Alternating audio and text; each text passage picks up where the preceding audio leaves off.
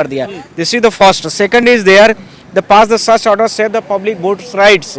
जितनी भी जनता है उस जनता का जो वोटिंग राइट्स है उसको कौन सेव करेगा, तो उसको सेव करने के लिए मैंने दूसरी रिक्वेस्ट किया है। इसका मतलब ये हो गया कि मैंने ऑनरेबल जस्टिस से यह भी रिक्वेस्ट किया है कि जो अभी तक जिसको रिपोर्ट कार्ड नहीं मिला है, कौन जीता है कौन हारा है, उसको तत्काल स्टे कर दिया जाए और उसको न तो जीता हुआ साबित किया जाए और न ही हारा साबित किया जाए तब तक जब तक कि इलेक्शन कमीशन के पोर्टल में जितने 15,000 से और बहुत सारे एप्लीकेशन पेंडिंग नहीं डिसाइड हो जाते हैं तब तक, क्योंकि इन्होंने किसी की भी रिस्पॉन्सिबिलिटी डिसाइड नहीं की who is the responsible for this matter. आपने इस बात पर डिस्कस करा कि फिर से नए सिरे से चुनाव होना चाहिए? यस, इसके लिए भी मेरी रिक्वेस्ट है। क्या बात हुई, थोड़ा दर्शकों को? मैं यही कहना चाहता हूं कि एप्लीकेशन के माध्यम से मैंने ऑनरेबल्स को रिक्वेस्ट कर दिया है कि या तो दोबारा चुनाव कराया जाए, क्योंकि यहाँ पर 15,000 से जो हमारे एप्लीकेशंस कंप्लेंट्स और वो उस समय के हैं जब चुनाव चल रहा था, यानी अक्टूबर पूरे महीने में और नवंबर पूरे महीने के है।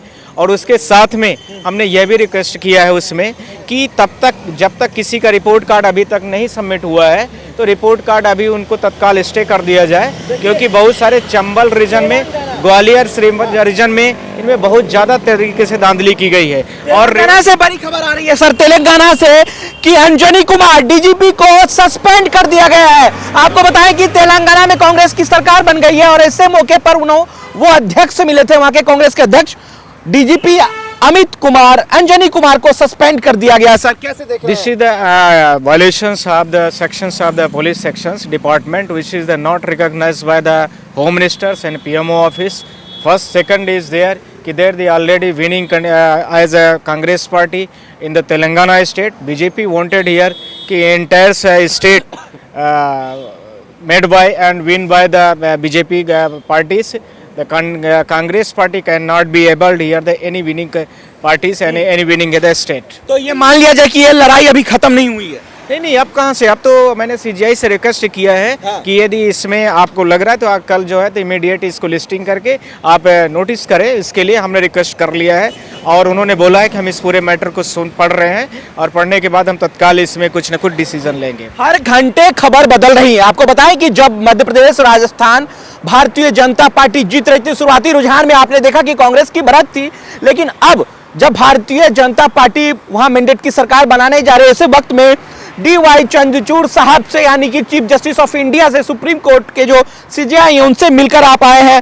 कई सारे पॉइंट पर आपने बहस किया। मुख्य क्या वजह है कि आप जो चुनाव हुए हैं वो रद्द होंगे, क्योंकि 15,000 ईवीएम की गड़बड़ी का मामला है, फिर से नए सिरे से चुनाव का? देखिए, जितने न्यूज थी जनसत्ता की, इंडिया टुडेज की, पत्रिका की, दैनिक जागरण की और भी जो रीजनल स्टेट्स के बहुत सारे सोशल मीडिया एक्टिविस्ट रहे, सोशल मीडियाज़ की न्यूज़ रही है, उन सब के माध्यम से ये पूरे भारत देश में मैसेज गया है कि टेम्परिंग की गई है और चुनाव सही प्रॉपर तरीके से नहीं हुआ है। उसमें इलेक्शन कमीशन जो ट्रिब्यूनल अथॉरिटीज़ है उसके पास पूरे राइट्स होते हैं, पूरे पावर होते हैं, पर उसने पूरे उस पावर को चेक नहीं किया है और उसने एक तरफा निर्णय लेने की पूरी कोशिश किया है। वैसे ही समझिए कि जैसे किसी कोर्ट में कहीं पर मैटर पेंडिंग हो और वो कोर्ट जो है तो डिसाइड कर दे कि आपको कन्विक्शन है, आपने ऐसे कैसे डिसाइड कर लिया? तो आप इसमें सुप्रीम कोर्ट में इस बात पर लेके देखिए, नरेंद्र मिश्रा जी, मैं आपको फिर से एक बात पुनः दर्शकों बता दूं कि Narendra Mishra ji advocate of supreme court के एडवोकेट हैं, सीनियर एडवोकेट, अभी डी.वाई. चंद्रचूड़ साहब से मिलकर आ रहे हैं, चीफ जस्टिस ऑफ इंडिया से। उन्होंने ज्ञापन दिया, सर एक बार ज्ञापन दिखा दीजिए कि स्क्रीन पे की जो इन चीजों को लेकर के जो हमारी प्रयास रही हैं उनको लेकर के मैं आपको एक बार और भी कर देता हूं। और जो हमारे एनेक्सर्स रहे हैं, ये पहला जैसे रहा कि मध्य प्रदेश में मध्य प्रदेश ईवीएम की गड़बड़ी 15,000 शिकायतें पड़ी हैं, तो ये पेंडिंग था। एनेक्सर हमारा P1 था। इसके साथ में इलेक्शन कमीशन एमपी की इस विधानसभा सीट पर होगी मतदान की गड़बड़ी के मामले सामने आए, ये जनसत्ता की रिपोर्ट है 20 नवंबर की आई। फिर इसी के साथ में एमपी इलेक्शन कमीशन शिवपुरी का जो स्ट्रांग रूम से जो ईवीएम थी वो बाहर पाई गई है, कब्रिस्तान में पहुंची थी। इसी के साथ में और बहुत सारे थे, मामले को कांग्रेस करेगी उच्च स्तरीय जांच की। तो ये सारी चीज़ें अलग अलग तरीके से इलेक्शन कमीशन के पास पहुंची हुई थी। काउंटिंग के पहले कलेक्टर को दिग्विजय सिंह ने हटाने के लिए भी रिक्वेस्ट किया था, पर अलग अलग तरीके से कंप्लेन की गई थी, पर इलेक्शन कमीशन ने कोई भी इंटरेस्ट जो हमारे वोटर्स के राइट्स है उसको लेकर के नहीं लिया और नहीं दिखाने की कोई कोशिश की तो है। बीजेपी के लिए एक बड़ा खतरा संकेत है ये खतरे का? बीजेपी के लिए खतरा हो या नुकसान हो, पर आम जनता का जो राइट्स है, हाँ। 140 करोड़ की जनता है, उस जनता के राइट्स को लेकर के जरूर वायलेशन है, जिसको ऑनरेबल चीफ जस्टिस के सामने हमने इस चीज़ की गुहार लगाई है कि जो इलेक्शन कमीशन है, ये इलेक्शन कमीशन कहीं न कहीं किसी सरकार विशेष को हित पहुंचाना चाहते हैं, दबाव में है। और इसके साथ में मैंने ऑनरेबल जस्टिस से यह भी रिक्वेस्ट कर लिया है कि आप जो इस तरह से यदि कुछ होता है तो इलेक्शन कराने का कोई मतलब ही नहीं बचेगा। तो इन सारी चीज़ों को लेकर के मैंने रिक्वेस्ट कर दिया है।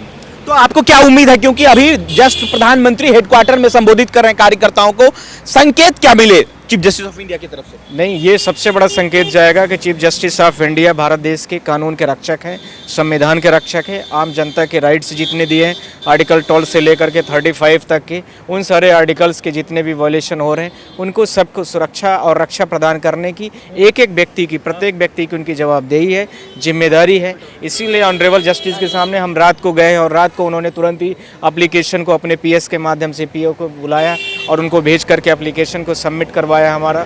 तो ये सारी चीज़ें तो वैसे हैं कि मतलब आपको सबको समझने की ज़रूरत सर है। लेकिन कांग्रेस नेता जो है राहुल गांधी या खड़गे जी, इसमें संज्ञान तो लेना चाहिए ना सर?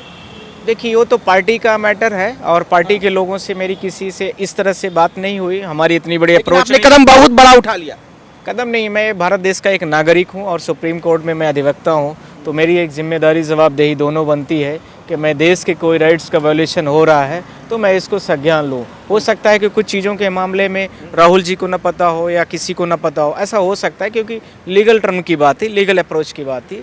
तो मैं ये नहीं कहना चाहता हूँ कि मुझे मतलब ऐसा है। इस समय पर मुझे यह स्टेप लगा कि बहुत आवश्यक है। 140 करोड़ की जनता की नज़र लगी हुई थी सारे मध्य प्रदेश, राजस्थान, छत्तीसगढ़ और जो 5 के विभिन्न राज्यों के चुनाव थे, इसलिए मुझे ऐसे स्टेप्स की अनिवार्यता महसूस हुई और मैंने इस काम को उठाने की पूरी कोशिश की है। तो क्या चुनाव दोबारा होना चाहिए? कल आपको डिसाइड हो जाएगा और मुझे उम्मीद है कि कल सीजीआई जो है इस मैटर को लिस्ट करेंगे और कल इलेक्शन कमीशन को नोटिस की जाएगी। इसमें करेक्ट इलेक्शन कमीशन को नोटिस होगी, सीजीआई कल इस मैटर को यदि लिस्ट करते हैं तो कल मैटर में नोटिस होगी और इलेक्शन कमीशन से ये चीज़ों का जवाब दिया जाए, मांगा जाएगा। उसमें ये करेक्ट, वो तो सारी चीज़ें होंगी कि जितना भी